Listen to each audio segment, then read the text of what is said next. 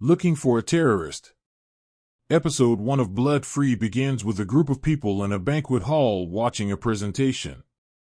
A woman talks about BF, a company that invented artificial meat 4 years ago. They did so in order to avoid animal slaughter. It is the year 2025 and the woman is Yoon Jae-yu, the company's CEO. Jae-yu talks about the company's progress and announced that they have also started making artificial seafood. We also see a man in the audience who is looking keenly at Jae-yu. He gets flashbacks from a warlike scene when the champagne is popped. The flashback includes Jae-yu herself. At present, Jae-yu says she plans to culture all kinds of food, even grains, in 6 months. Then, a research team leader named Kim Sing-gu takes over the stage.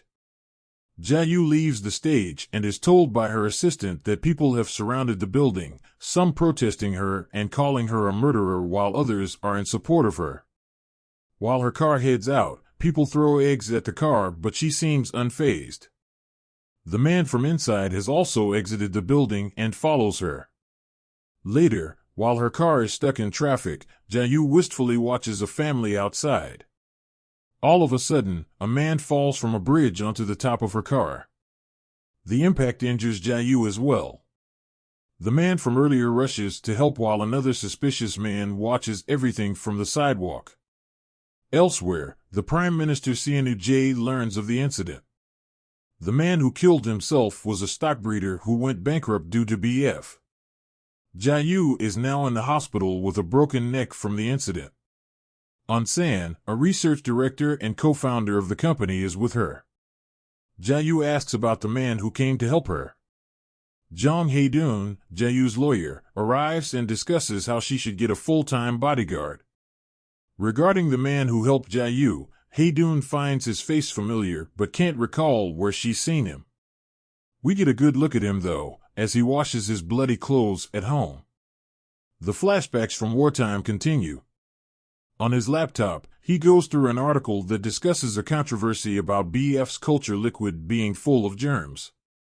Then there's a flashback to 30 minutes ago. Sing-gu goes to the lab and finds that the computers have been hacked. The files are being held ransom for 80 billion Bitcoin by an organization called Citizen X. Hae-dun is on her way to the newspaper agency to find out where they got the tip about the germs. At the agency, she learns that the tip was sent by email to a long list of agencies. The mail was sent by someone called Trotsky. The person's profile has the same picture as the hackers. Back at the lab, Jae-yu and the others discuss what to do. Jae-yu tells everyone to keep the hacking incident among themselves and not report it to the authorities. Before they leave, Hae-dun tells Jae-yu that she has recognized the man. He was a bodyguard for the chairman of another company. His name is Woo Chae-woon. Once she's alone, Jae-yu speaks with an AI named Yangsil. As he gives her information on Citizen X's previous hacks, she realizes Chae-woon once worked at a company that was also hacked by Citizen X. Elsewhere, Chae-woon meets with a former president named Lee Mung-gyu. Turns out, he was the one who sent Chae-woon an invite to the BF presentation. They discuss an incident that happened in January of 2024. The president was on a flight with influential people, including Jae-yu. They took a detour to visit soldiers at a former battleground. Suddenly, a bomb exploded. 2 ministers died. So, the president suspects the remaining survivors from that flight, Lee Nam-jin, chairman of STL, Park Dae-sung of Sanghwa Group, Han Ji-ho of Tech Games, and Jae-yu. Apparently, Chae-woon thought the same. This is why he worked for Park Dae-sung as a bodyguard but left once he surmised that he wasn't the culprit. The next target is Jae-yu. After the incident, Lee Mung-gyu lost his legs, but BF soared to new heights. Now, he wants Chae-woon to gain Jae-yu's trust and bring her down. He says he will help Chae-woon get a job as a bodyguard at BF. Later, we see Seonu Jae meet Mung-gyu. He asks if Chae-woon believes the story. He clearly seems to have, since we then see Chae-woon reading up on Jae-yu.